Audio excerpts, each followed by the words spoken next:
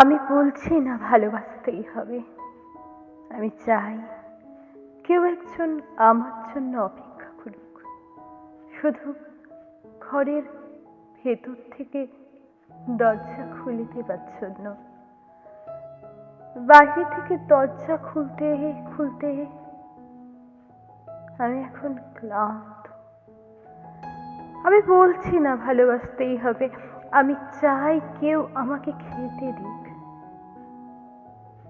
আমি হাত পাখা নিয়ে কাউকে আমার পাশে বসে থাকতে বলছি না।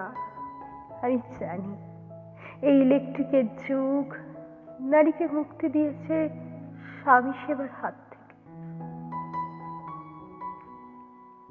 আমি চাই কেউ একজন জিজ্ঞেস করুক আমার জল লাগবে কিনা, আমার নুন লাগবে কিনা, পাট শাক ভাজার সাথে